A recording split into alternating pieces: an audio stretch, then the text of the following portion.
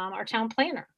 And then Sam DeBura, who was also their emergency management director. There's a lot of discussion about shelter studies. And so with that, I wouldn't also then I'd like to introduce the group that the town chose to hire to do this. And I will, I guess, who's the lead on this of your team from DRA? Yep. Maybe I can kick Yes. us Okay, great. coming Great. out of the gate here. Good evening, everybody. My name is Jim Barrett. I served as principal in charge for the Madison Facilities Assessment Study. Along with me this evening, Greg Smalley, our project manager, Ron Palillo, who is our lead for interiors. Possibly joining us as we go forward, Alona Purcell from BVH, who served as our MEP consultant as we assess the facilities. And our team has been working for approximately the last 6 months, as you suggested, with key tasks including physical assessment of 36 buildings here within Madison, survey and polling of various building lead users, follow-up interviewing with those groups, and then ultimately shared draft reporting of our findings with those same groups to get feedback again in terms of a feedback loop. This study basically had 3 key threads, and those 3 threads were that of facility assessment, use analysis, and ultimately shelter review. And under facility assessment, key areas included condition, needs, functionality, use analysis, demand, appropriateness of use, capability and capacities, and then shelter had to do with location, capacity, and readiness within the community. This is a listing of the various facilities that were assessed. Of them, Academy, Island Avenue, and the privately held facilities, although assessed, were not included in our projected expenditures that we'll share with you later in the presentation. And with that, let's focus on the first thread, that thread having to do with facilities assessment, and again, condition, needs, functionality. Greg? This, as Jim said, we looked at virtually every building owned by the town. Arguably, we looked at everything that the town owns in one form or another. And our focus here was on the physical and operational needs. How does the building function and what does it need to maintain its value to the town and its operational viability? We always approach this with a report on immediate needs. If we go in and find something that we think needs to be addressed immediately, we report that out. And then finally, to gather up the information, consolidate that, and report on short, medium, and long-term needs. We'll see a little bit further on, we'll explain what those time periods are. So on the buildings that we looked at, from outside of the building, on the site side of it, driveways, walkways, parking, drainage, plantings, anything that has a contributory effect to the viability or cost of maintenance of the building. Inside, or for building wise, we did the exterior foundations to the roof, and interiors, the flooring from the basements to the attics. Every part of the building, and systems, heating, cooling, hot water, electric, etc. The objective is to provide a uniform assessment of all of the buildings. So all of the same conditions were looked at in the same manner in all of the buildings. As I said, to report any imminent danger or need, and then to develop data to inform and support the capital improvement plan. The facilities assessment is not intended to stand on its own. And when we talk about the projected costs of that are identified, a lot of those will integrate with or may already be accounted for in the capital improvement program that has been put together. Our preliminary conclusions on this assessment, on the positive side, we found no threat of imminent danger, nothing that made us come back and say, we think you really should look at this more deeply or address it right at this moment. Most of the buildings are in good condition. They show a level of dedication and knowledge on the part of the staff and the end users that have managed to retain the value of the buildings for the town. Most of the buildings are located appropriately for their use. I'll say most, not all of the buildings are where they might best be located for the end users or the staff. Most of the needs are quantifiable and definable. If we can put a quantity to it and tell you how it might be fixed, if it falls into that category, there are a couple of areas that fall outside of that quantifiable and definable, and those typically just need a little bit more research. On the negative side, some of the buildings are overcrowded, and some at the same time are underutilized. And quite often that's because the use group that's in the building has expanded its scope, or the building has become outdated simply because of equipment or the apparatus that's going into the building. A few of the buildings need quite a bit of work. They are tired, they're worn out, and they are, a lot of cases, those are your Butler buildings, your prefabricated buildings that do have a shorter lifespan than a brick and mortar type building. Jim had mentioned two buildings owned but not currently used by the town, and that's Academy and Island Avenue. Those are cause for some concern. We do know that you have an ongoing study on Academy, so that mitigates some of that concern. Island Avenue is one that we spent some time talking about that may have need a little bit further study on the part of the users there. And finally, a couple of the buildings will likely be outgrown, and we'll talk a little bit about that. And then Ron's going to talk about that as well as we get further into the use analysis. I wanted to show you a couple of the buildings and how we analyzed and appropriated these costs. So we took a few from various parts of the study. The first is the police headquarters. It's a good building, serving well. It is starting to age and show some of its some of the effects of aging out. It's a building that is in constant use as opposed to some of the some town buildings. And you start to see it in the parking lots, the drainage, the sidewalks are beginning to move as they frequently do in New England. The roof is reaching the end of the service life, not unusual. We know that those have a fairly definitive life. And mechanical systems, they're in good condition, but they're beginning to age. So we project over 20 years a need for about $750,000, and you'll see most of that is out in that 5 to 10 year window. That gives you some time to plan for it, maybe put it together as part of a bigger package that addresses a couple of buildings, or split that cost out a little bit and either pull some forward or push some out. Another building, Youth and Family Services. This one, about $40,000 over the next 2 to 5 years. And this is mostly on getting in and out of the building on ADA compliance, small pieces, path from the parking to the door and the exterior stairway rail. A little bit more concerning about this is some of the meeting spaces aren't ADA compliant. The HVAC equipment works off of a single thermostat. Some of the light switches will operate lights in a number of different rooms.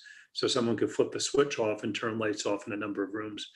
There's a little bit of standing water in the basement. Looks like it's been there for quite a while. That's the lower right-hand picture there. And the foundation's beginning to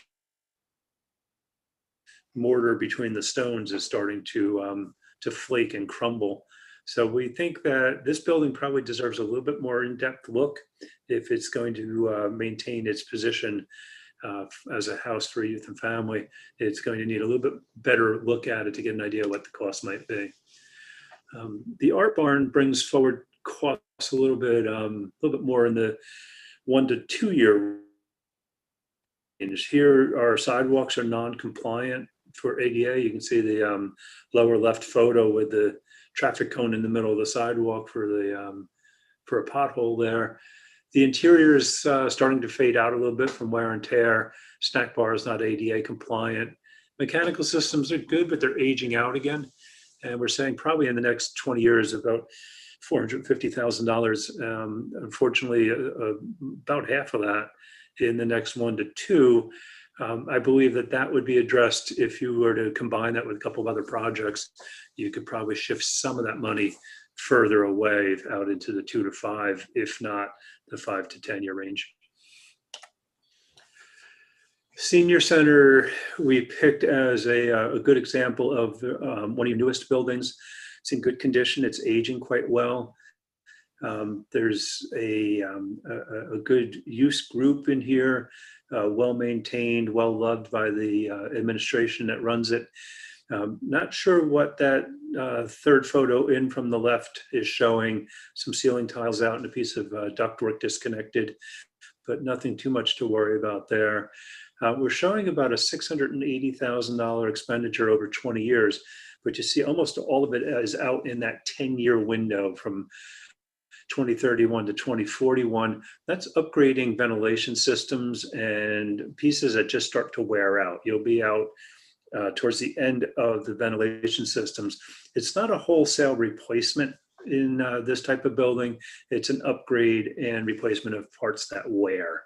So once again, a little bit of planning time available to us on that one. And finally, the ambulance building. This is one we picked, about a $550,000 expenditure. This is one of those buildings we think needs a little bit of study to see how it can continue to house the operation that's in it. Emergency apparatus is getting larger. It's being built on bigger chassis. It's carrying more equipment, carrying more weight. And you can see from a number of the photos, both here and in the study, that storage room is getting pretty tight. The apparatus bays are getting pretty tight as the larger apparatus comes online. And there's some concern that the building may start to limit the apparatus that the town and the emergency services can run without some change to the building.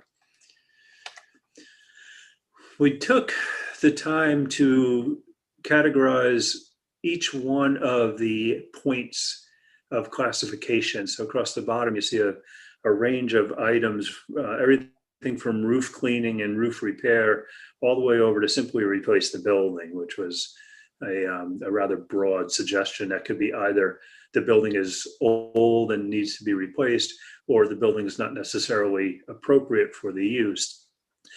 And this chart's intended to show where the greatest number of hits are. So electrical and lighting of the 36 buildings we look at came up in 27 of the buildings. Exterior repair and interior repair, just north or south of 20 times. Accessibility and ADA, same thing, just under 20 of the 36 buildings had that. And some of these could be relatively minor, changing hardware on doors and that type of stuff. And some could be far more involved. And the report details these. This is just a way to see how you might start to group some of the stuff.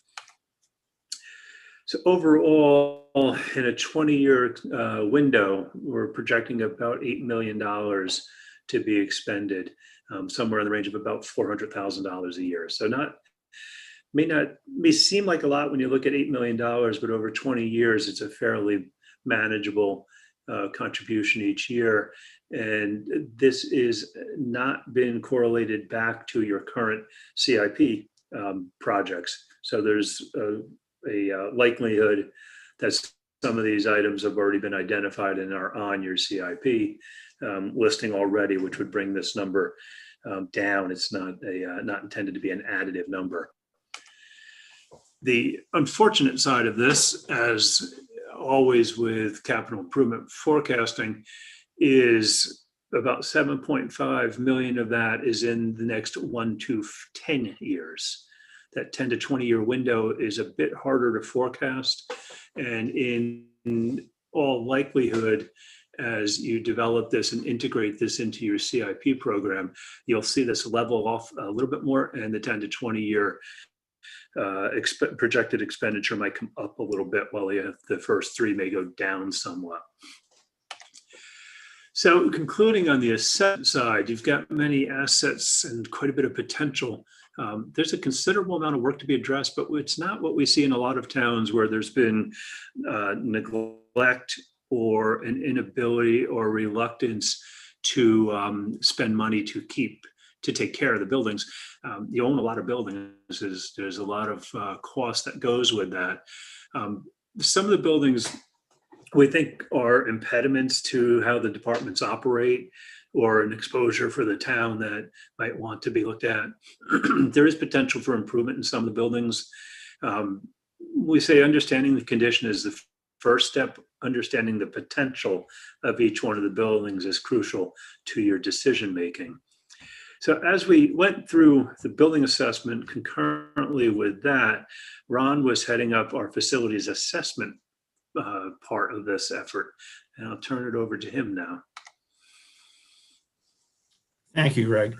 For use analysis, we included all town-owned facilities with meeting spaces and reviewed their physical and operational capabilities. We also evaluated the furniture and conferencing technology, along with the safety, storage, and accessibility of the different spaces. In this slide, we see 3 sample spaces. The top right is the senior center, which is, as Greg said, one of the newer facilities. It's in very good condition. In the center is the assessor's office, which is a very crowded space because of lack of storage. And at the top left is the probate court vault, which is used as a meeting space because they don't have enough space within their facility. Next slide, please. Thank you. In terms of sufficient meeting space, the data presented doesn't lead us to a solid conclusion. While the data says that there's ample amount of space, the anecdotal information that we got from the interviews and the meetings with the different departments led us to believe that there isn't. So our recommendation is that the town embrace or develop a centralized booking system that tracks all of the same information for the different meeting spaces so that they can be compared equally, and then periodically review these data to determine the actual usage going forward. Next slide. In terms of the technology, the new normal for conferencing and meetings will most likely be hybrid, both remote and in-person meetings. The town should have one hybrid space that's large enough for public meetings, and each building should have at least one conference room capable of handling a hybrid meeting. The town should establish common technology configurations, looking at the different equipment, so that there's consistency in all of the different facilities. People should be able to go into any conference room and know how to operate the equipment, as well as understand the town protocols and policies for having hybrid meetings. And so those will need to be established. Next slide, please. Storage. Basically, there isn't enough storage space. Laws require documents to be held for certain periods of time, some of which need to be made accessible to the public. And what ends up happening is that the buildings are not designed to accommodate this growing amount of storage needed. So they get overcrowded. Departments will improvise by going out and purchasing various storage furniture, or, as you can see in this image, just piling up storage boxes. So what we're recommending is that the town needs to develop standards for purging and storing offsite, and also consider developing a standard for digital storage.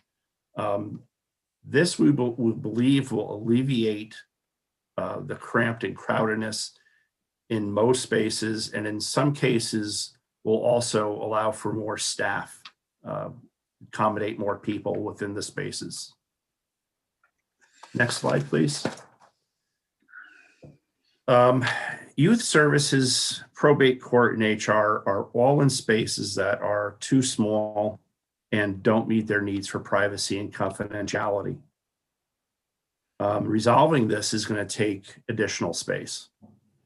A recommendation is to relocate youth and family services to a larger building, which would in turn open up space needed within the Memorial Town Hall for the probate court, so that they no longer have to use their vault as a meeting space. HR just basically needs to be located in a part of the building that has more privacy and is somewhat isolated, so that people can come and go from the HR department in not so obvious a manner without being observed as openly. And then for furniture, the quality of the furniture and the condition varies from building to building, and much of the furniture is older and starting to age and getting to the point where replacement should be considered.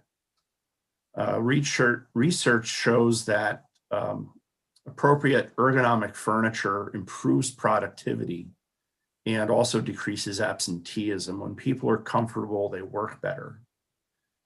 The town should develop a furniture standard, a town-wide standard, and it could vary from department to department to some extent, but the core elements should be furniture from reputable commercial grade manufacturers. They should work with Connecticut-based vendors for service and support without having to go out of state. And the town should take advantage of state and regional purchasing contracts as a means of controlling costs, so that you don't have to go out to bid every time. The town should also budget initially for the replacement of existing, and then continue to budget annually for replacement of items as they wear out or as departments expand and new furniture is needed. Lastly, we have some unresolved assets. Scranton House, Hunter House, the Bauer Farm, and Lesage property have no real identified uses at this point. They are all older buildings in various needs of work. It's going to take a certain amount of investment to bring these buildings up to a functional level, but that level of investment is going to be driven by how you're going to use them. So that is the first step. It's true that the potential uses can be limited by the construction type and or the physical attributes of the buildings, whether it's two-story buildings, smaller rooms, etc. So there may be some limitations. What the town really needs to do is take a deeper look at how these buildings can be used and what needs they can satisfy. And also consider renovation, expansion, and possibly sale of some of these facilities. It should be kept in mind that the two downtown properties, the Hunter House and the Scranton House, are going to have different uses than the Lesage and Bauer because they're in downtown, and they could be used more for functions that are interacting with other town facilities. And that leads us to our third thread. Back to you, Greg. Thanks, Ron. So our third piece was the shelters, to look at the current shelters, identify any potential shelters that are locations that may work better, to develop at least a baseline standard for the shelters, and then look at each one of the buildings to see how it may comport to that agreed standard. And then finally, to look at some different approaches for bringing a shelter that meets the agreed criteria online. And we'll talk a bit about this agreed criteria because it is serving as a benchmark. It doesn't mean that it's necessarily where the town has to go to in order to have a shelter, but it is working to what FEMA has laid out as a basic guideline for the shelter. So we visited 7 buildings, and in this was included the North Madison Congregational Church, which is one of the current operating shelters at this point. So we, in addition to what we looked at for the building assessment, site and building, we also looked at suitability, that is location, ownership, capacity, and the amenities in the building, both physical and operational amenities. We established a target percentage to serve, defined the amenities we would want, looked at all the buildings, and then identified from there what might work. The parameters that drove the discussion was the building should be town-owned, and that means either by the town or by the school department. We see that as analogous to the single owner. Central to or adjacent to the main population centers of town, out of the 500-year floodplain as a minimum, accommodate 10% of the population. That is a FEMA guideline there. A separate area for pet and non-pet owners. That was something that was learned from Hurricane Katrina and repeated in Superstorm Sandy. Sleeping areas for families that is separate from communal sleeping areas. Another thing learned in the storms of the last decade or so. Food prep and serving, showers and entertainment. If we are to set up a shelter where people can stay for more than a day or two, those last 3 items become quite important to keeping people in the shelter so they're not in the way of emergency crews and recovery personnel. Our preliminary conclusions, there's a recognized need for the shelter. That should seem obvious since it was included in the study, but it goes a little bit deeper than that, as we weren't finding real pushback on the desire for a shelter. There are functioning shelters in town already, and they've been used. And there's a few buildings in town that are owned by the town and could make a much more suitable shelter. The negatives are none of the existing shelters meet the agreed parameters. There's insufficient space currently for the target capacity of 1,800 people. Improving any of the existing buildings will be costly. And there are use agreements and protocols that might be lacking. And between the town and the school district, that might not be that much of an issue, but formalizing those may make it a little bit easier to operate and open and operate the shelters. We developed a rather lengthy matrix, and it has a few different areas of consideration. And so this first part is just the general aspects: ownership, location, accessibility. And you see the two with the purple lines around them, Brown Intermediate and Paulson Middle, are the two that scored the highest in this criteria. They are both fairly close to population centers. They have a town ownership, reasonable accessibility, and good distance from the coasts. Second is more site characteristics. Are we above the floodplain? Are we exposed to heavy wind? Can you get in and out of the building site? And here, Polson seems to run about the best. It's got a good site layout, can get a number of cars onto it. It's got a little bit of exposure to the wind, not too much. Doesn't have a vehicle loop around the building, but it is adjacent to Hand. So it gives us the ability to maneuver vehicles on a hard surface, which is important if we have a sustained snow event or a sustained hurricane or rain event. We don't want to be driving on or counting on driving on dirt or lawns.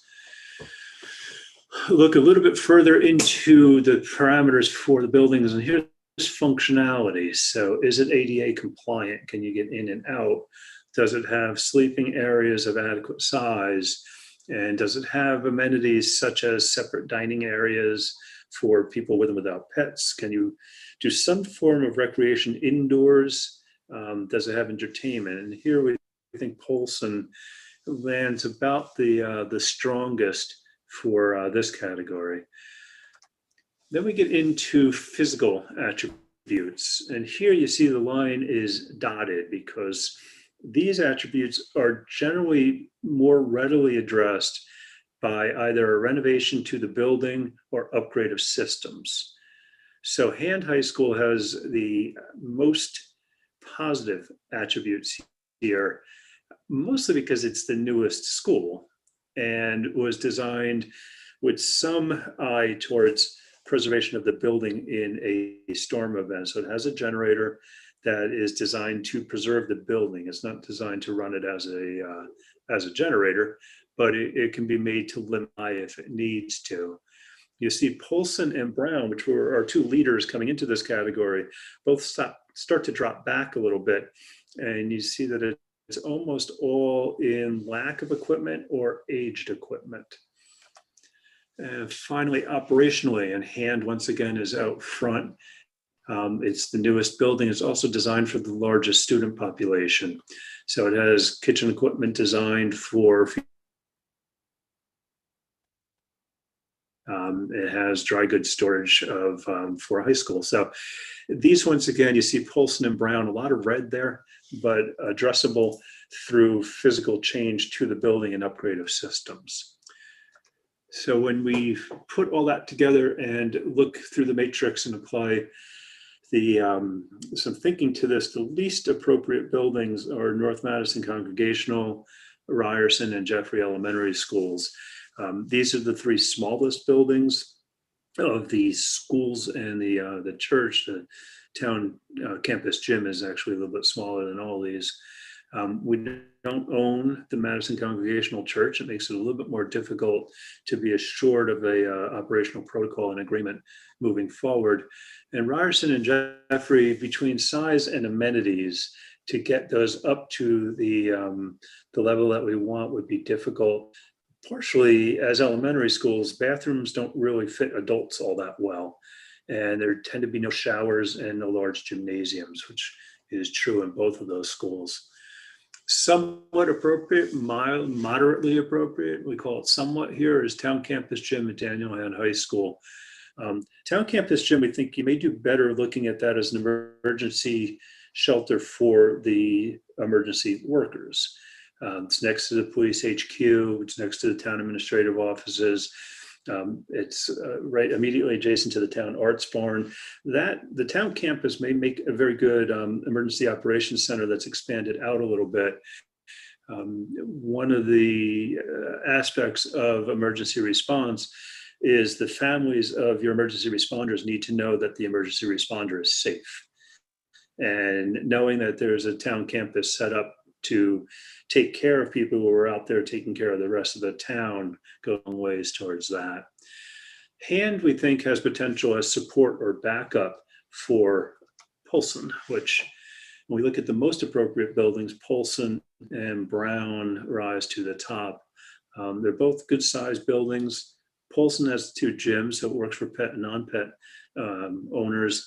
They both have libraries, auditoriums, cafeterias, kitchens. The ability to keep people happy, mildly content while they're away from their houses and the storm events being tended to. The negatives are that both need renovation. They lack generators and they lack storage space for shelter-related supplies and equipment. That's not a overwhelming amount of space that's needed, probably 12 to 1,500 square feet. It's about the size of a classroom. to store the vast majority of what's needed for a shelter. Neither building's air conditioned, neither building has a generator, neither one has storage. They both need their mechanical, electrical, plumbing systems upgraded. And when we project costs, about 5.8 million at Brown and 8.8 million at Polson. But if we look at these in light of the proposed school renovation and expansion or renovation and replacement projects, on the left is Brown as a standalone project. And you see the expenditure of 5.8 divided pretty evenly amongst building upgrades, fire suppression, and restroom ADA upgrades. So that is, looking at the right-hand expenditure, it comes down to about 2.2 because a lot of those issues as a standalone are addressed in the proposed school project. So when we move over and look at potentially appending this to the school renovation project, you see the cost comes down by more than 50%, almost 60%. And your primary investment there is a fire suppression system, which would be expanded over the base project, and air conditioning in the gym and locker rooms. So quite a savings there if it could be appended to the school project. And at Polson, as a standalone project, about 8.5, 8.8 million, somewhere between those two numbers. 2 million for fire protection, about 1.5 for ADA compliance, 1.7 for building upgrades, 1.5 for electrical. If we were to look at that as part of the renovation that's proposed, you see about 1.8 million becomes fire protection alone, which has the benefit of protecting the entire building in that case. And the rest of the costs come down quite substantially because that project under the school renovation is taking care of almost all the mechanical systems. So our increase in size there is in storage, kitchen upgrades, and the fire suppression system. So quite a savings if that is appended to part of the school renovation program. And it gives us a chance to look at bringing a shelter that is meeting almost all the criteria that we've established early on.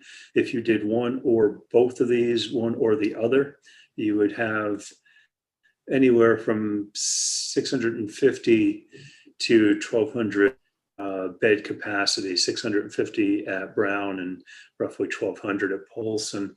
Both of those are very good locations. Even Brown is not all that far from downtown, about 4.5 miles. The shelter upgrades could be done as part of the school renovation project, but the cost would have to be segregated from the state grant funding. So certainly possible to bring that cost down and marry those two projects together. And it would take some very straightforward bookkeeping to keep the state grant program happy. So I'll turn it back to Jim now. Yep. Thanks, Greg. At the outset, we talked about the three threads: the facility assessment, use analysis, and shelter review. And Greg and Ron have just shared a look under the hood, if you will, at some of the component parts of this. As we look at facility assessment, as Greg identified, overall, we find good condition for the facilities. We understand that there are items to be addressed, but nothing was seen as critical or eminent in terms of need for action. One thing that did come out of it was recognition that there are some uses that should be investigated more deeply. And that's an action item looking forward. As Ron explained use analysis, the understanding that more data is necessary to better understand and track utilization for things like the meeting room space, that storage needs need to be met, and there are a wide variety of potential approaches, and that some departments are in need of additional space or more appropriate space. But it's really the first of these items that's listed here, the recognition that the future will certainly be different following what we've just experienced in 2020 and early part of 2021 with COVID. So that will be something that really shapes the way we look as we go forward in terms of what will be the needs of the community, reshaped through the lens of the COVID experience. And lastly, relative to the shelter review, as Greg touched on, the current shelters do not meet the agreed upon parameters, but that both Polson and Brown are good opportunities to consider. Both would require some investment. The shelters can be done as individual standalone, but also could be incorporated with the pending potential school work. Certainly the shelter upgrades would not qualify for OSCGR funding, but certainly this is the type of tracking that we've handled in a number of projects through OSCGR, and it is something that can be managed.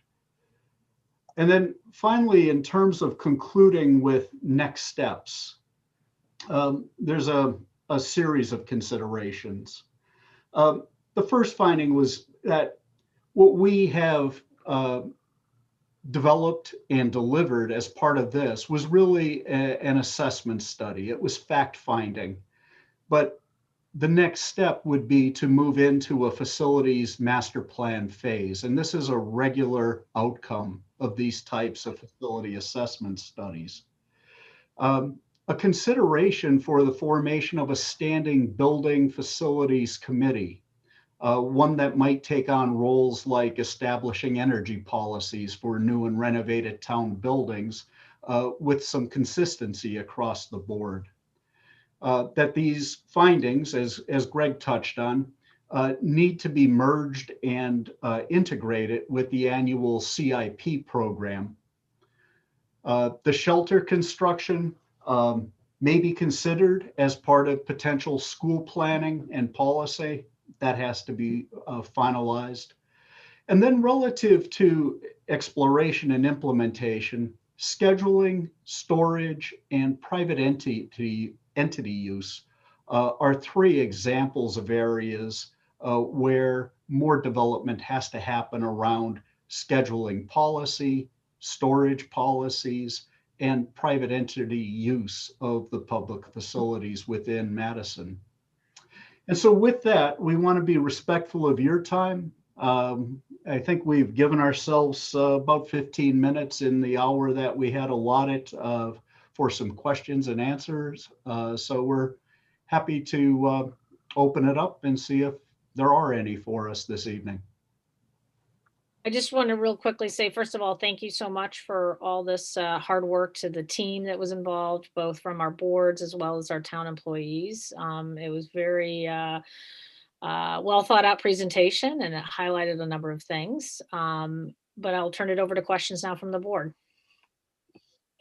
I have a couple of quick questions. I was maybe mistakenly expecting a little bit more on balancing use. There was mention of underutilized and overutilized, and really nothing about rebalancing the spaces. And I also was a little surprised that we didn't see any information on the beach and rec programming needs. It was a lot on meeting space, but not on the beach and recreation department, and they're probably more actively using the spaces than even the meetings are. Sure, Bruce. Let me look at a couple of those. The pieces that you're talking about in terms of balancing need, we came up against those quite often. We saw it in particular, as Ron was talking about, with probate court, youth and family, the visitor center, arts barn. The step from a facilities assessment that Jim mentioned into a facilities master plan is what you're getting at right there, is to understand the program and understand the programmatic needs. So the town's been investigating Academy and what you might be able to do with that building.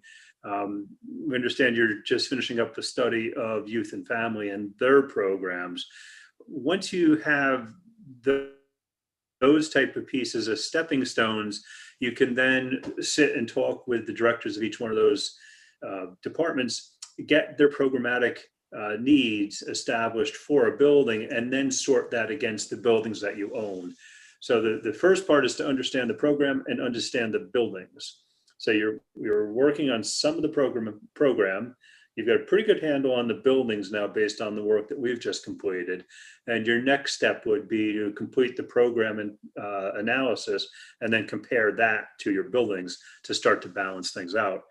It does get a little bit more esoteric when you have a program such as youth and family that may benefit from being adjacent to or in the vicinity of another town department. And we talked about that with the working group in terms of would it work well with the program that's in the arts farm? Would it work well with a program that might be somewhere else, or a program that doesn't quite exist yet? So we see that as the next step out from a facilities assessment.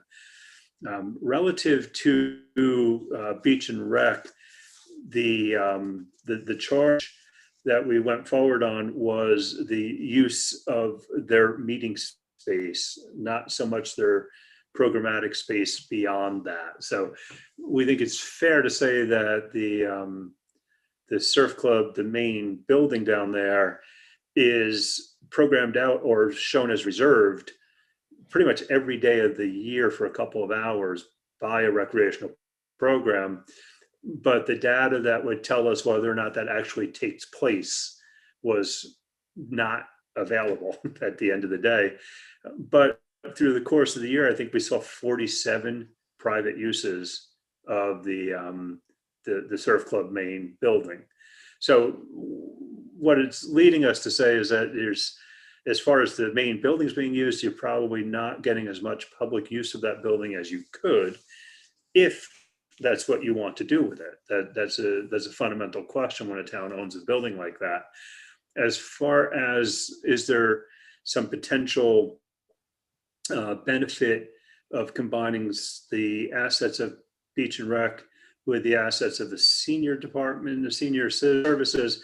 That's an interesting discussion to follow up on, but certainly outside of the bounds of a facilities assessment. So I think what I hear you saying is that we really need to move into another phase of evaluating the facilities that takes into account the different departments' needs, the community needs, and then fold in the Island Avenue space and the Academy space into that. Well, and then I would guess the library space as well, right? All of the public and semi-public spaces out there, and see how we can best utilize all of those different buildings. But you're saying that's outside the scope of what you did.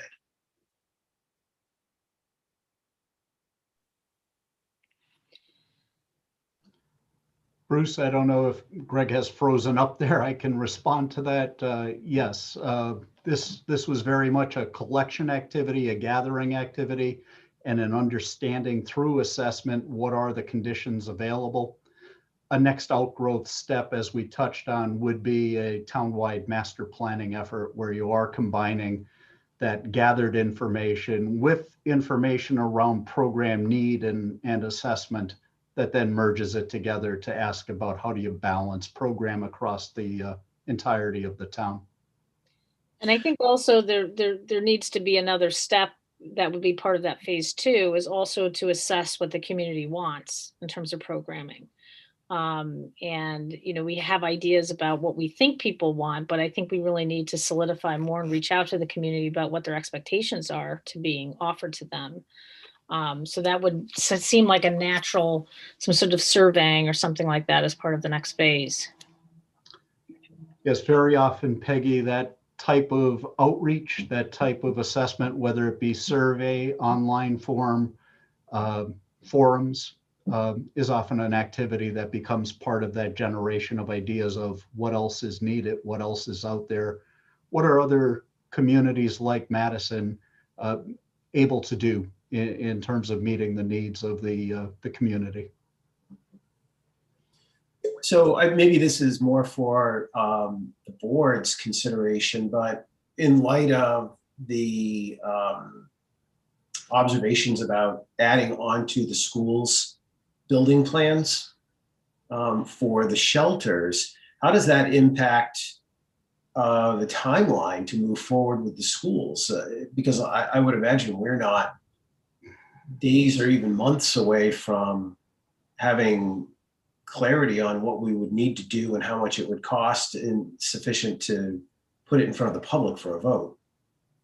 I think we have to have that conversation with the schools. You know, the school plan is also a multi-year plan, right? It's phased in over a period of time. The town is approving the budgeting for that, but it is a you know, phased in approach in terms of how they're rotating schools and what schools get closed. So how you would maybe time some certain things relative to that process, you know, I think that's a lot to be discussed. And you know, we didn't include any of the school team here on tonight's call, but it's certainly, I think, need to have a follow-up discussion on that shelter piece for sure. Well, and also, and Sam can probably attest to this, we need to discuss, you know, at what level of the shelter do we want to go to? I mean, there's probably like a high, medium, low or something like that. You know, we can do, you know, certain things and we may not have to do everything in that plan to address at least the short-term needs. So there may be a way to sort of phase it in. Because I think one of the key things just in the last year that I've been involved with some of the storms is we only have one backup generator, and that's town campus. So there's no other facilities outside of town campus that has any kind of backup generator except for emergency lighting. And so you kind of have to go through these, depending on where the storm hits more, where electricity is going at, you know, goes out. You know, it creates a lot of variables in your ability to react to an emergency. But to your point, I think this is going to have to be a separate kind of discussion that I would argue we need to push up sooner so the schools can kind of think about how it might fit with their timeline. Right. And it really does light a fire on the discussions around Academy and Island, because those topics can't stand alone. They figure into all of this. Are there any grants available for sheltering constructions or renovations? Does FEMA or anybody else provide any help? There is some grants that I think most of them are coming up at the end of the year for hazard mitigation. We applied for one. We actually replaced the generator at the town campus, and we got denied. But you know, it's worth putting in for. And, you know, most they can do is say no. And the best option is that we get it, right. But yeah, I mean, we would apply for any grants that we could to help offset the cost of adding generators to both these schools. Thanks, Sam. Yeah, I kind of, being involved in this, I kind of feel like we're moving towards a Polson shelter with a hand as overflow or backup. So to Scott's point, you know, Polson would clearly need a generator, but it kind of feels like put in the needed generator and then do whatever is called for as part of the school renovations, and you'd probably have a pretty good, you know, you'd probably have a pretty good situation in terms of a shelter. You know, not necessarily doing everything on the FEMA list, but just, you know, a generator plus what was already planned for the schools, and I think that may be enough. And then you could always, you know, add more incrementally down the road if you find there are, you know, additional needs. I don't know if the DRA guys want to, you know, react to that or respond to that. I think you're going in the right direction, Justin. There are some pieces that would be significantly less expensive to do as part of the initial construction. and whether that's expanding air conditioning or increasing the capacity of potable water or something like that. But it would be incremental. I think that the first place I would start with is to determine what you need the shelter to be, then pick out the pieces that would be exponentially more expensive to do later, and then sort that back against what the state's willing to accept as part of the school project.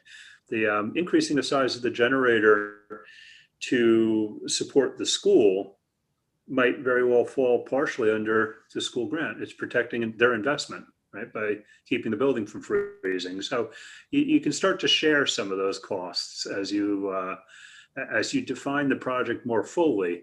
You can start to share some of those costs with the state. You also may be able to work with Homeland Security, whatever grants they may have coming out, to pick up parts of it. That gets to be trickier because then the school grant starts to look at clawing some of that money back from their side of the grant. So you still spend the same amount of money, you just get a smaller grant from the state. So you just look at the state as a funding agency as anybody else, and get all your ducks in a row and go talk.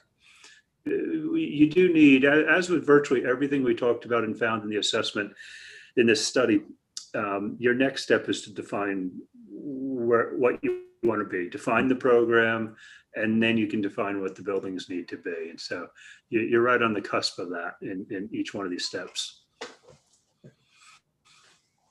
Well, one question, just real quickly, because we are butting up against our next presentation here. Did anything really surprise you as you went through this? Was there something like you were expecting one thing and you found another? I will tell you the most pleasant surprise was the attitude and engagement of everyone we worked with. Not only Bill and Sam and Dave and Aaron and Scott and Justin, but every department, every person we went and talked to, even those groups that aren't part of the town government, were welcoming and very willing and able to help move this along. So that's probably the most pleasant part of it. I didn't come up with any unpleasant parts, except there were all the restaurants I wanted to go to were closed because of the COVID. So we ended up eating in the car a lot. Well, and I think that you highlighted that there was no, because one of the questions I'd asked you a few months ago, what is there looming that's like, we have got to take care of this? And it sounds like there was not any, sound all the alarm. We have to, tackle this issue immediately. That's more, there's a few in the next 2 to 3 years, but there's no like emergency investment that has to be done ASAP. So that was kind of none that we saw. Yeah. Any other last minute questions by the board? We'll have a chance to talk, I think, at our next meeting about, what we would envision, how to move this forward, obviously, going to the master plan, and then ideally setting up this kind of standing facilities committee going forward. I think that's going to be part of our ongoing discussion. But any other comments? No? All right, well, it's a lot to absorb. This is our first crack at it. So you'll be getting, I'm sure, a lot more follow-up questions. But, once again, thank you for the effort and working closely with our team. And thank you for all the people on the call who participated in putting this together. I know it was a huge time commitment on the volunteers' part and on the staff part. So you'll probably be grateful that you can kind of move on from here. So, all right, thank you very much. Yeah. Have a great night. Thanksgiving, Greg. Okay, have a good night. Thank you very much. It's been a pleasure. Thanks, Ron. And then I think, the next item on the agenda is to talk about the study of Madison Youth and Family Services. And so I'm going to welcome Loretta J., who actually, and Scott Cochran, obviously, who Loretta kindly, and actually we've never had a Zoom, Loretta, so I've only heard you on the phone, so I didn't recognize you. But I think the study kind of came out of conversations over the last 2 years about how Youth and Family Services works with the school community. We've had a number of discussions about new positions in the department. And so it was kind of a natural, well, let's just take a step back and look at Youth and Family Services and what their needs are, how they've developed, how they serve the community. and CCM connected us with Loretta. And so she put together I think a good read in terms of the document itself about the department, and all the board members received copies as well as Scott. So with that, maybe I'll turn it over to Loretta, if I may, to kind of summarize your findings. Okay, well, thank you. Hello, everybody. It's a pleasure to be here. Hi.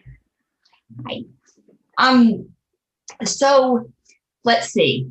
I think Peggy gave a good start, which a good introduction, which is that I was asked to take a look at Madison Youth and Family Services, and starting at the overall what the operations are of the agency, and then take a deeper dive into clinical services, and specifically looking at not just clinical services, but how it works with the school system, because some Madison Youth and Family Service workers are embedded in the schools. So the way that I approached this was first to really get a handle. I met with Scott and with his team, and got a handle on what's going on with the organization, how everyone's working together, and collected a lot of data, and really tried to get an understanding of what's going on with the services. And we started with an in-person meeting at the offices, and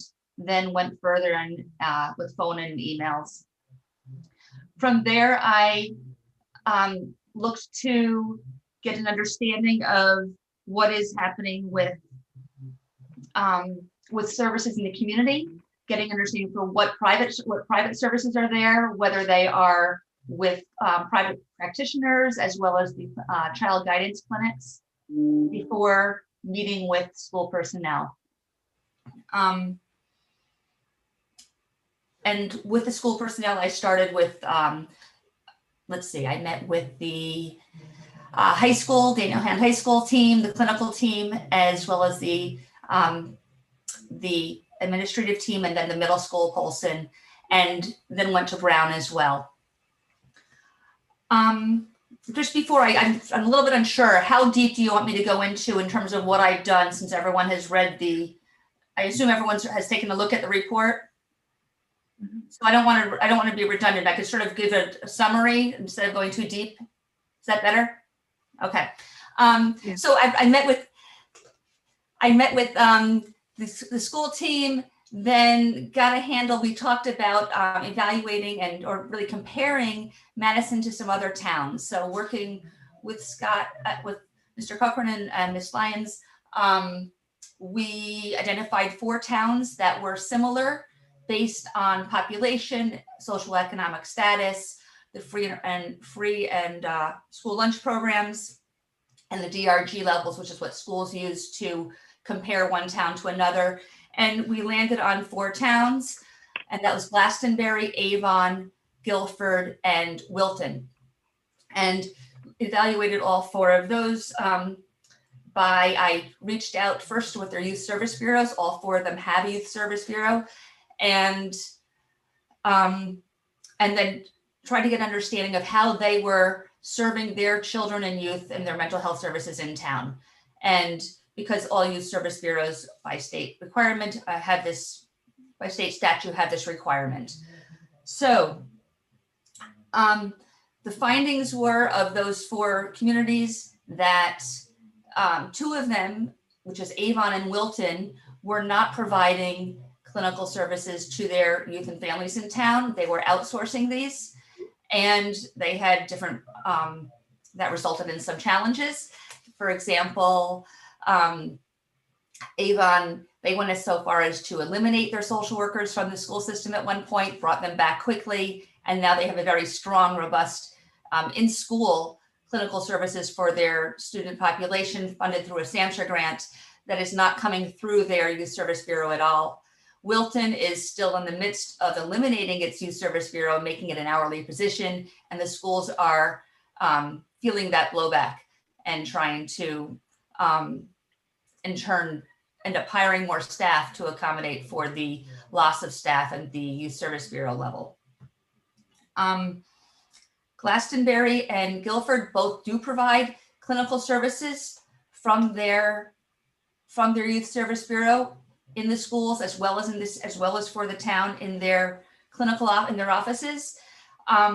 Glastonbury is a much larger community than Madison, almost twice its size. And as a result, they do not charge any fees for their services. And Guilford does charge and accepts insurance. That's a quick summary. I realized I sort of skipped over what's happening in Madison's Youth and Family Services, and I should back up and capture that after summarizing what the research was. Madison is doing a terrific job with its youth and family services.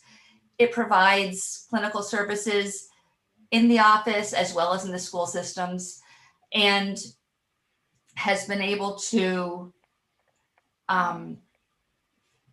they've been able to grow the number of families served as well as to collect revenue to support their operations over the years, and is meeting the community's needs. Let's see,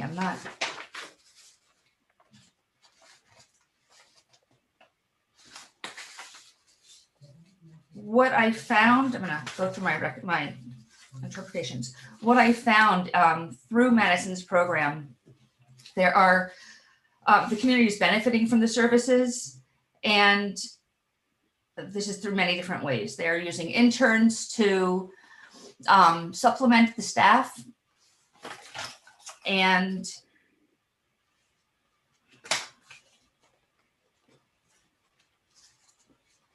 I'm sorry.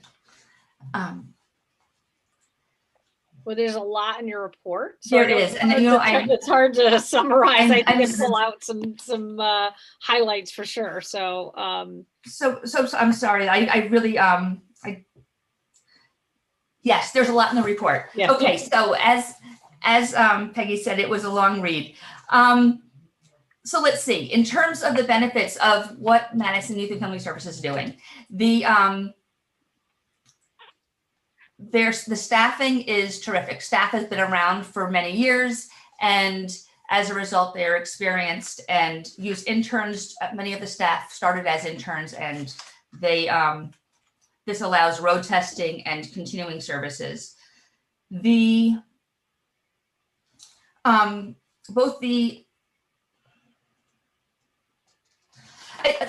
sorry.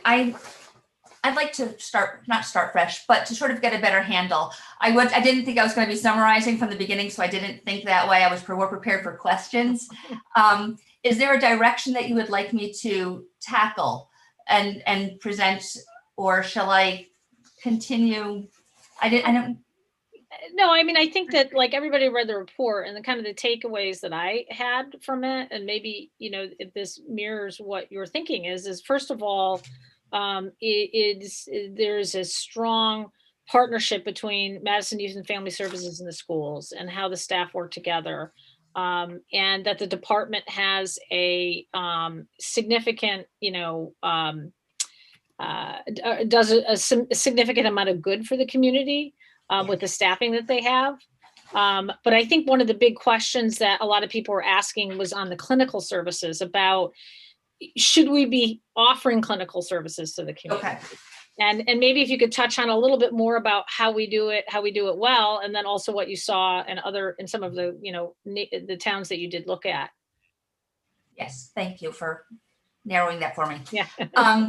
Okay, so when I first approached the report, the project, I was honestly a little bit ambivalent about the clinical services and how they were provided. And I was very impressed with how the town and how the agency both approaches the needs for the community and works collaboratively as a team with the different town departments.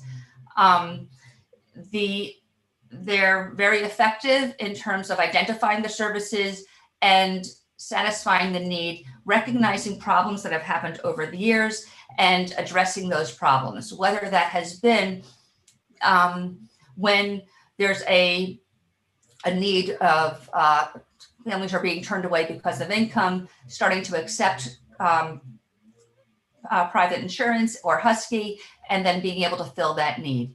Or if there's a certain type of a service that is needed, having staff, identifying whether staff or consulting contractors to fill that need.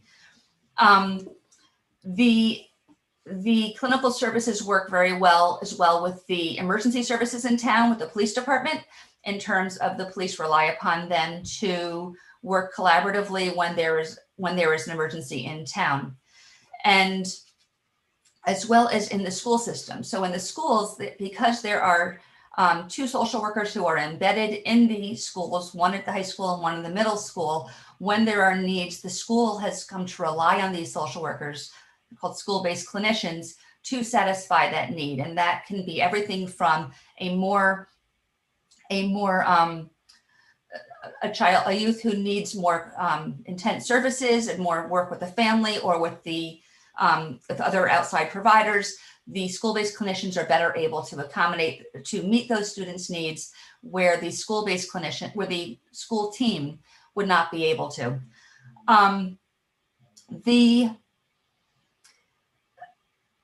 My initial reluctance, or not reluctance, my initial concern when I first heard about the model was that there would be a redundancy and that there would be some sort of overlap with the special ed services. And is this necessary, and is this the most effective means of supporting these students? And I was very pleasantly surprised, and with how the school-based clinicians are embedded in the school, but not duplicating services. They really work as a team, and the school team can refer to and bounce off of the school-based clinicians as needed. And the school administration really relies on the school-based clinicians to fill this need, to provide a service when the school team could not otherwise do so, because they're working with their school responsibilities. The psychologist or the social worker have special ed students to attend to, and a lot of administrative meetings, and the school counselors have much higher caseloads, 10 times higher than all the other clinical providers, whether it's social worker, school social worker, school psychologist, or the school-based clinicians. So it was very nice to see how well they work together and how students' needs are being met, filling in gaps and preventing students from falling through the cracks.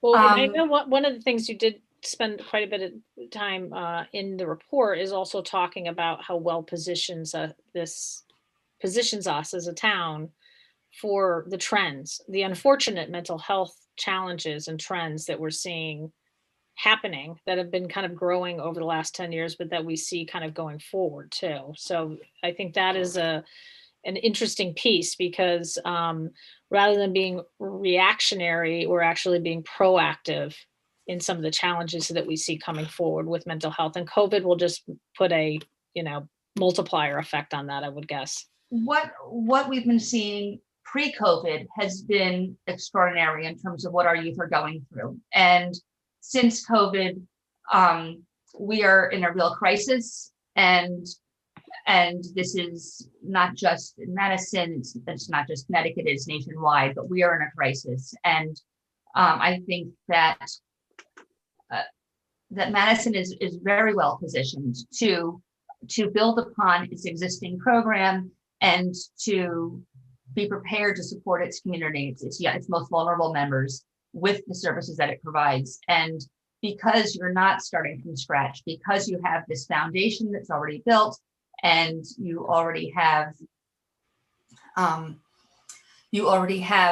the systems in place and the relationships in place, you are very well equipped to move forward and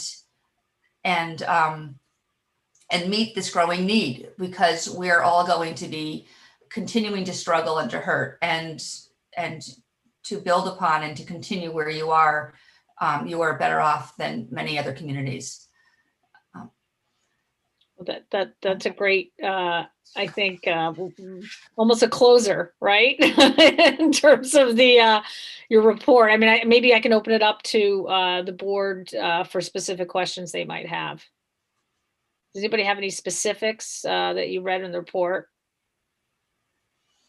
I went first last time, so somebody else has to go first. I don't have anything specific. I guess I was just encouraged, that we're being proactive when we're able to address the demands and the needs of our community. So to me, it was sort of validating, that we've had this wonderful service called Madison Youth and Family Services, and a team of people that really look after our youth in town, and it sounds like we're on the right path, which is encouraging. Mhm. So thank you. We have a terrific team, and as I said in the report, they were a pleasure to work with. But besides that, they're also very well appreciated in town and universally. Mhm. Scott and his team are really terrific and real value. Well, So I have a question. So Loretta, you looked at a few of the different models of service delivery, based on the towns that were chosen. And it seems like the conclusion is that Madison's structure is superior to those other alternatives. I mean, is that really the bottom line? I think that certainly, I think that what is going on I think that it's important to recognize that no matter what happens, someone has to take care of your kids and recognize that this need is here. I think that the way that Madison is handling it is exceptional, is also cost effective and comprehensive. So that, for example, what's going on in Wilton, that's not a good situation. And it's we don't know how that's going to play out. But as the director of special ed had indicated specifically, she was not happy with how its youth service bureau closed shop, did not involve her, engage her, and she was already feeling ramifications. That's a problem that's happening. In Avon, they have a huge SAMHSA grant that they're working with, but their town is not owning that responsibility of what's going on in town. Their school system is, and it's very exciting what Avon is doing. But the school system is not just looking at what's going on, what schools do, which is they look at the kids' mental health and how it affects their ability to access their educational program. They're going much deeper than that. And their director of special ed said specifically, she wants her school team to know what's going on in the family, to know what's going on in home. I've never heard of a school system doing that, which is specifically, I think, directly related to this grant that they're working with. This is a huge grant, but it's whole family, whole family unit. So that's exciting, but that's not something that I think Madison is able or willing to take on without such a grant like theirs. And in what you are doing, yes, I think it is exceptional and very well positioned, and to be proud of as a community that you've recognized the need and built upon it to continue to support the community and all the services that are needed, recognizing needs, filling those needs, and doing it in a cost-effective manner. I had another. Oh, go ahead, Bruce. No, we'll take turns. This is more of a question for Scott, just because I honestly don't know the answer. Which one? Oh, I'm sorry.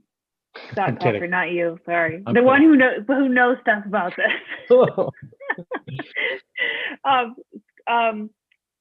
Does Madison Youth and Family Services do any outreach to the private schools in town to reach out to those kids as well, or is it mostly only the public schools? So the answer is yes, sort of. Okay. So you have to be a Madison resident in order to be eligible for clinical services. We've made exceptions here and there in specific cases for very good reasons, but they really are exceptions. We collaborate with Country School and with on a number of different projects in the past, mostly around prevention and community education, and Mercy as well. Recently, actually during the pandemic, I was talking with the principal around a couple of things. So and that way we do. And, like we're good to partner with anybody who's serving the community. It's something that we constantly look out for opportunities to do.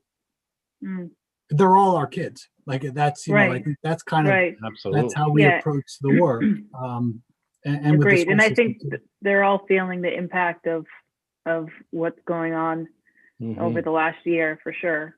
So that's been a force multiplier. That's it wasn't trending well before the pandemic, and I think the pandemic has just sort of exacerbated so many different areas that I don't need to go. You all know.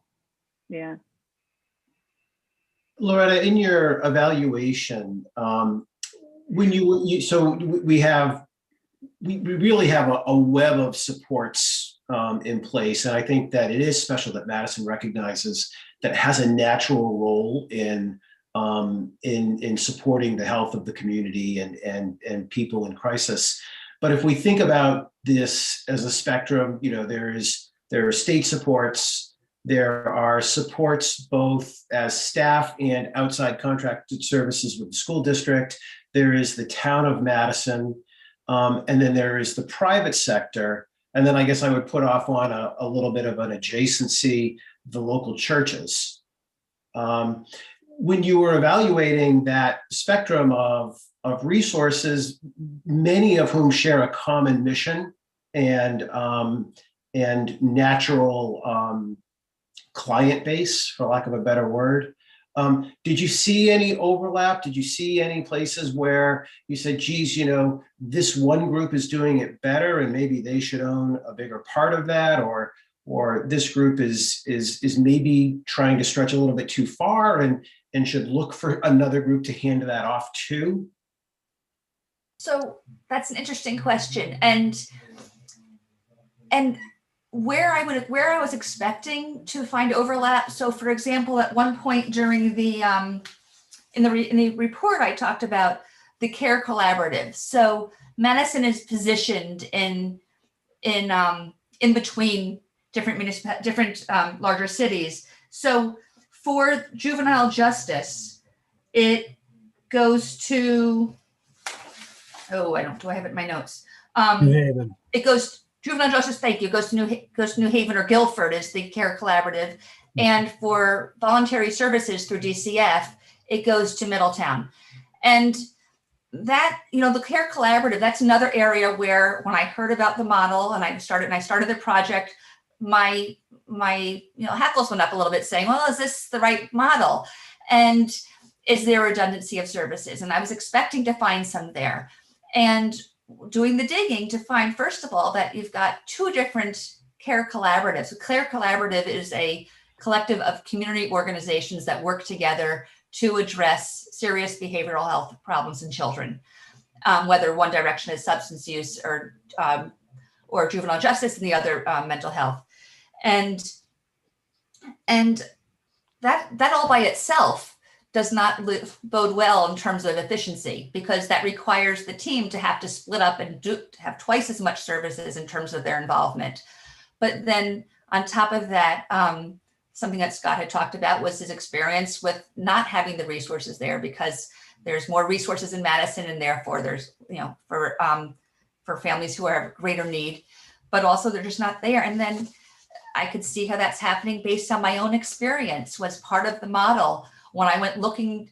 I chose Psychology Today as a place to look at private providers, and there were supposedly 26 private practitioners serving Madison for children and youth.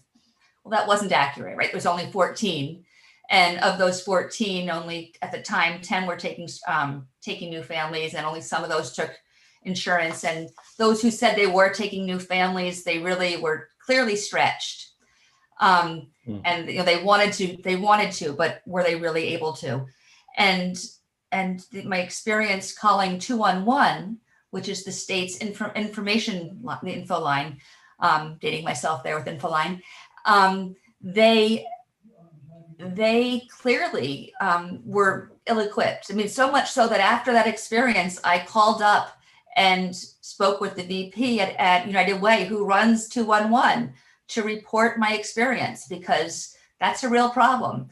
And then when I call the private child guidance clinics, that's what they're for. The state pays the child guidance clinics to provide this service.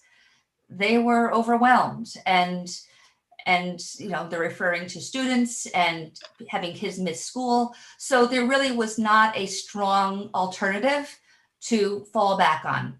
And then take all of that experience, all those different resources that are supposedly out there to support our community. And then when we look at what's going on in Madison, the services are robust and well integrated. And the feedback from all the professional stakeholders, not families, was exceptional. And they've been they rely upon the services that are provided. So I did not find the duplication of services that I was anticipating finding. And I found that the services that the agency is providing are solid. And it's not just that. I mean, when we look at the police department and the collaboration between the two, to have 75% of Madison's police force trained in CIT is excellent. And that's another whole town-wide holistic integration that is really valuable. And you want to continue to enhance that, and to outsource, you're going to lose control. And based on my little snapshot of what I found, you may not like what you get when you lose control, because how are you going to fix it when you're relying on a child guidance clinic that's not able to keep up, and it's not close by either. The services are not right in town or even just out of town. Can I ask another question? Scott, maybe this is more for you, but I know, certainly in board meetings as the liaison to Youth and Family Services, we talked a little bit about serving the market, and maybe this is a market gap of kids 10 and under. Thoughts on kind of those services and what you guys are providing to Madison? So, Loretta could probably speak to this too. I think when she was reaching out to area providers to look for services, there are more vulnerable populations right now. 10 and under would probably be the one where you see a trend of growing mental health needs and a lack of providers to work with that age group, because that's an age group that needs a particular set of skills and requires a lot of family support and parent outreach. So it's not just it's a little different. And so we have had to up the training and really seek people that can work with that population in recent years. And I think on the other end, now we're seeing issues more with the young adults. So, and not that this is reflecting in our referrals, but we're hearing more from parents of young adults. So that 20 to 24 year range where, we have young people coming home from their colleges or struggling, trying to get launched into the world, and no community for these young adults. So, that's another area where, where I would have to say we're not doing it now, but probably should be looking at that too. Or I don't know if you wanted to add anything to that in terms of what you found in your study. Well, so first, in terms of the younger population, the under 10, I did break down for the private providers the number. As the younger the children go, the fewer private practitioners are available. So I have for under the 0 to 6, there's only 2 who are accepting new patients, and six for the 6 to 10 year range. Certainly it's a more challenging population. It was one of my recommendations was also to provide stronger child trauma training for the team, because it is so specialized, and having those skills and really strengthening those skills will enhance the ability to meet the family's needs and prevent longer term, more intense ongoing care. And I also can echo Scott's comments in terms of that Gen Z, young adult, older teen population is extremely vulnerable and very isolated right now. And they don't have the maturity nor the life experience to recognize that we can get through this. They're just living in the moment. So it's very frightening. And expanding those services to include that population is certainly something. I don't know what the availability of services are in the community for that age range. Does the state provide services through its Birth to 3 program, these types of services? Do you know? Counseling services? Yeah. Mental health, you mean? So, well, for children under 3, they'll provide more ABA sort of services in terms of children who are 3 years and under 3 or not Right. 3 years, for under 3 years of age. But it's a different type of model. I'd like to ask a question that brings our meeting perhaps full circle tonight. Loretta, as an outside observer, do you have any observations to share with us on the facilities where we offer these services? Well, the offices where the Madison Youth and Family Services are located. Yeah. Well, it's the central location in town is lovely. That is a wonderful resource and asset. But it's pretty obvious that they're in great need of space.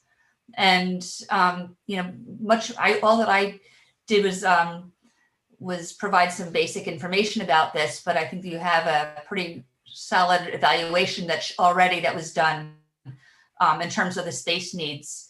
But certainly it's, some of the things that I did talk about was the efficiency and we're all more effective and able to accomplish more with our time that we have when we have the resources that we need, and including those resources is space. So certainly when clinicians are trying to schedule with each other as they vie for space to meet with a client, I mean, when it's right, even with Zooming, they can't even Zoom if they don't have their own, for telehealth, if they don't have their own private space to meet with a client. So that certainly is going to be impacting their ability to service their clients and makes their job more difficult, and that has lots of ramifications. And having a place to run groups would be very important. I mean, the idea that you're having a group and the door to the exterior is there, it's going to be difficult for if you're running a parents group, for example, for a parent to feel comfortable sharing. They may feel that the people that they're meeting with in this group are they're confident and comfortable sharing, but who's going to walk in that door and who's behind all those other doors as they're meeting in this central space that's surrounded by offices. So I think that there's lots of areas where the physical space could be improved. Thank you. I Well, had another let's- question. Oh, go ahead, Erin. Do you have a question, Peggy, or were you closing it No, up? I'm just thinking, looking at the time, but I can smell dinner right now. Oh, sorry. But not to rush, please. I go just ahead. shut my video off and eat my dinner. That's what you should do. Me I too. just had a question, Loretta, about, because you had mentioned, and I read the report and I saw some of the things that you noted in there, but you had said that Madison's model is cost effective, and I wondered if you could go into that a little bit more. Sure.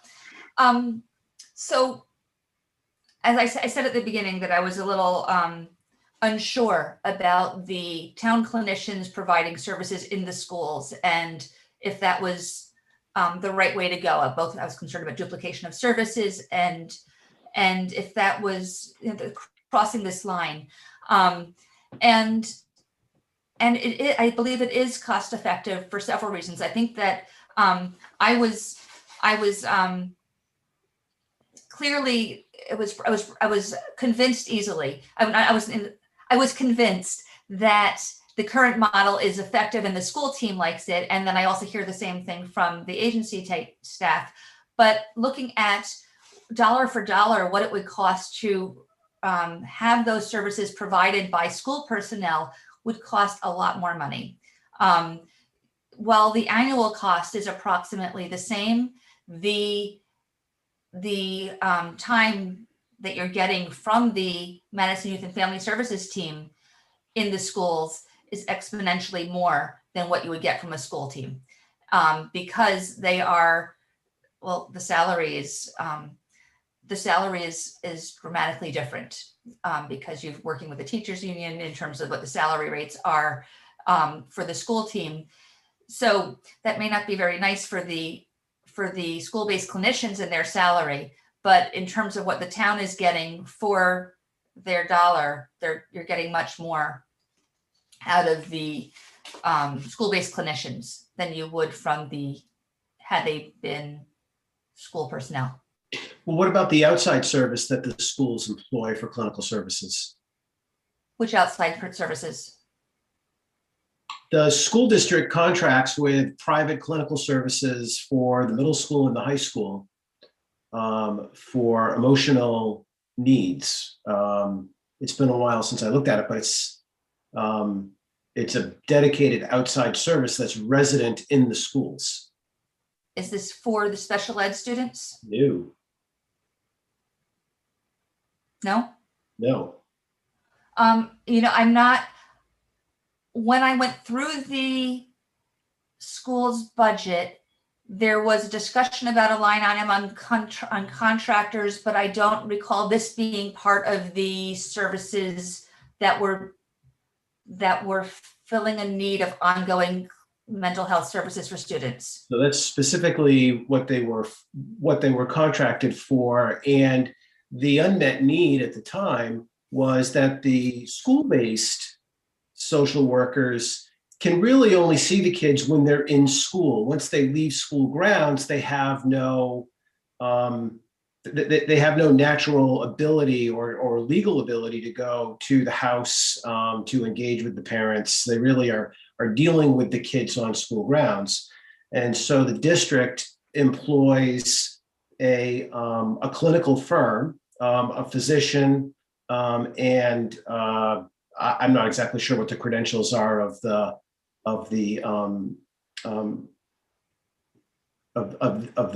therapists, but they will see the kids in school, and they will also go to the home and work with the families. And these are kids in crisis. These are high emotional needs kids. These are, certainly the same kids that Scott is very concerned about, that he's, that he really, that's what keeps him up at night is that same group of kids, I think. So did you not consider those services in this analysis? These services were not discussed with me. Okay. No one at this, I did not hear about these services from school personnel. Scott, am I misspeaking about the role that this company has? So they do. So the town pays for a number of slots for students for these, and they are very comprehensive service and intensive services. And the differences really is for our school-based clinician, particularly at Hand and the one at Polson. They're there for the regular ed students. They're there for outreach.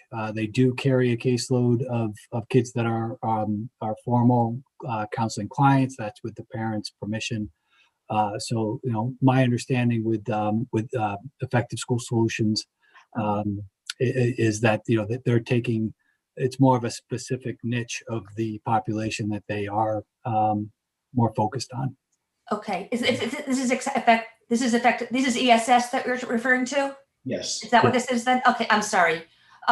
So And yes. those are kids that are more at risk. I mean, they're identified and mostly special education. And I don't want to misspeak myself because I'm not, I don't represent that program or the school system. So that would be something perhaps to, get into further details with, with the school and with us. Okay, so I can speak a little bit more to that. And I'm sorry, I did not understand that's what you were referring to. So my understanding, I did not dig deep into the program, the ESS program in the Madison schools, but I am familiar with the ESS program. And that is more of my understanding. And as it came up, it was something that was referred to in our discussions, but not dug deep into.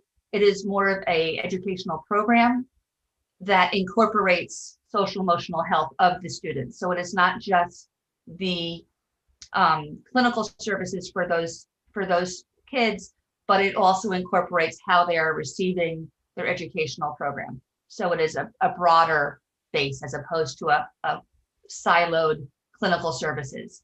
Its purpose is to prevent out of district placement or special education or out of district placement, to keep the very high risk students who, for example, may have school aversion and as a particular issue, high anxiety, to create an alternative learning environment and a different way of supporting them in the school system. It doesn't have more to do with like truancy and kids not going to school and because they have school. So Loretta, full disclosure, I was on the board of ed when we hired ESS. Okay. So I'm dipping into the cobwebs a little bit, but substantially what you were saying is these are the kids who are school avoidant. I think the example that falls to mind is a student is in crisis, finds themselves at a mental health facility for a few days, and now has the problem of trying to reintegrate into school. And how do you safely bring that child, student back into the normalcy of school without just throwing them into the deep end after having been out and having been through the trauma? And certainly that is a prime mission of ESS is making sure that child is reintegrated back into the school in a healthy and safe way. And so there is that school avoidant part of it, but then it was also the ability to stay with that student much more intensely outside of school as well. So, and again, back to my point of we've got a lot of organizations with very similar missions, making sure that we're doing enough of the things we should be, and making sure that we're not double allocating resources when we can be putting those resources to better use. Can I ask one last question? Are you done, Bruce? Yeah. Sorry. And this isn't really a question, but maybe more a comment. I mean, so Loretta, you used words, and Scott, I'll ask you maybe a similar comment, but you guys used words like exceptional, cost-effective, comprehensive. To me, I'm going to put my consulting hat on for a sec, but it sort of sounds like, pretty good model that we're using in Madison, or maybe even a best practice. Is there a way our little town of Madison could get the spotlight on it a little bit more in the state of Connecticut for all the great work that our Madison Youth and Family Services are doing out in the market? Does it ever happen? How do we wave the Madison banner? I think I live in Fairfield. I sent a note to our first Selectwoman to say, hey, when you get through the budget season, I want to talk about some of the things that I learned in Madison. Because I know that she has an interest in mental health and youth. So I think that there are a lot of great things that are happening. I don't know that I agree that there's a duplication in terms of ESS and the services that the agency is providing. I see them separate and not overlapping. And in terms of doing a little spotlight, well, Scott's on the board of Madison Youth Service Bureaus in the state. We could do a survey. Listen, that's really kind. All I want to say is, like, what we developed here really is based on the needs. That's all we did.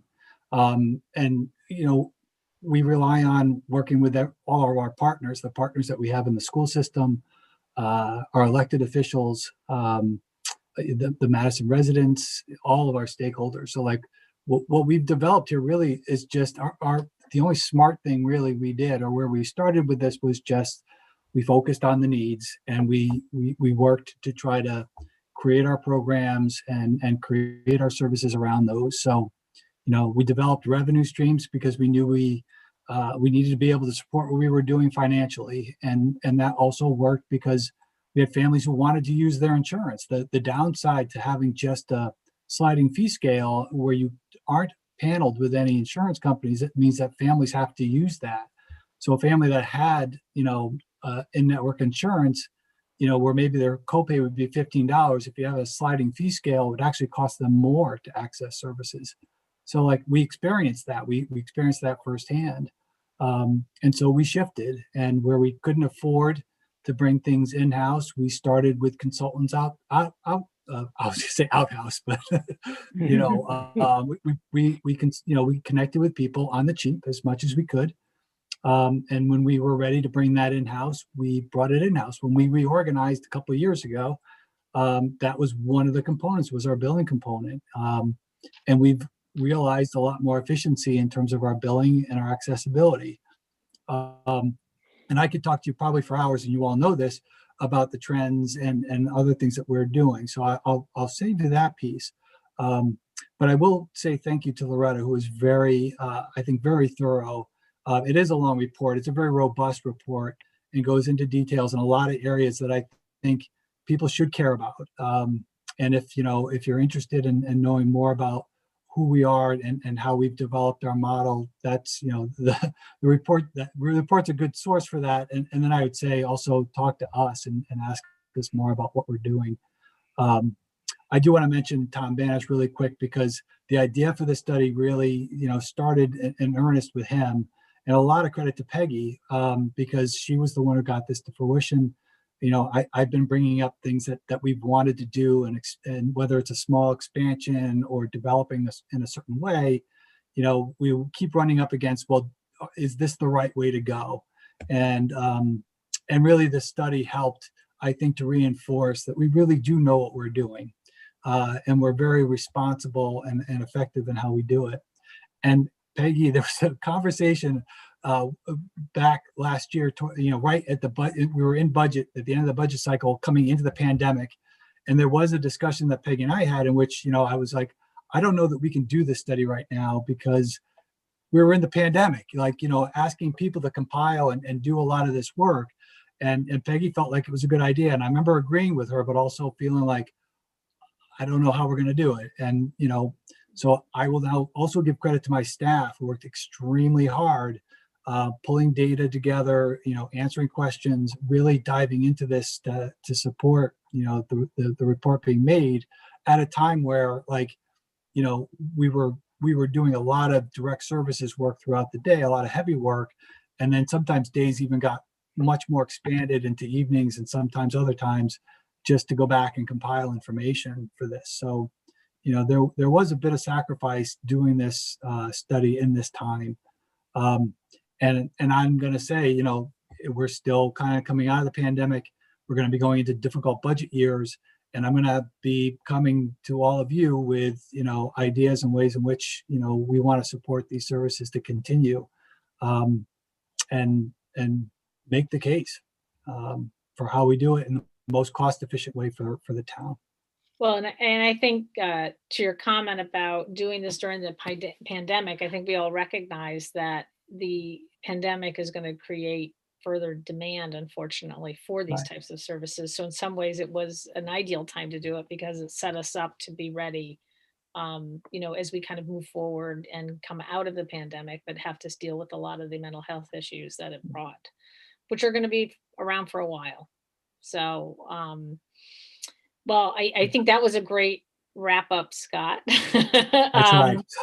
And I do want to thank Loretta also, because she was persistent and, understood that, also one other point is the schools had to be involved in this, and they were going through, a very difficult Oh, yeah. transition period at the beginning of the school year, but I want to thank them as well for their participation in this. So, and they did receive a copy of the report. I know that. Yeah. Yep. So, And we're lined up for more conversations. You know, we're going to take, and there are a lot of recommendations, you know, and Loretta didn't get into some of the things that she felt, you know, we did need to work on. And so we are aware of those, and we're already working on a lot of the things that she pointed out. Again, in the report, if people are interested to know what those are, take a look at the report. And we're taking it very seriously. The town it did not waste its money with this. okay. So I'm just thinking from there, maybe we close out this conversation, and I guess we do have public comment still on our agenda. Thank you, Loretta. Thank you all very much. Thanks, And I just Loretta. want to Thank echo everyone's support. I appreciate it. Thanks for the, Thanks. Take care. And I guess going back to Lauren and to see if we have anybody who is interested in making public comment right now. No one has raised their hand. Okay. No one wants to interrupt your dinner, Peggy. That's why. I was not interrupting it. It's just waiting for Interrupt the start of your dinner. It's delaying. Motion to Well, usually adjourn. when I run the meeting, I can't eat and do the meeting. So that's why I Yeah. never get to do it during the meeting. But all right. Well, I guess with that, can I get a motion to adjourn, please? So moved. Second. All right. Meeting is adjourned. Thank you, guys. Good night, Thanks, everybody. everyone. Good to see ya. Continue. Thank you. Okay.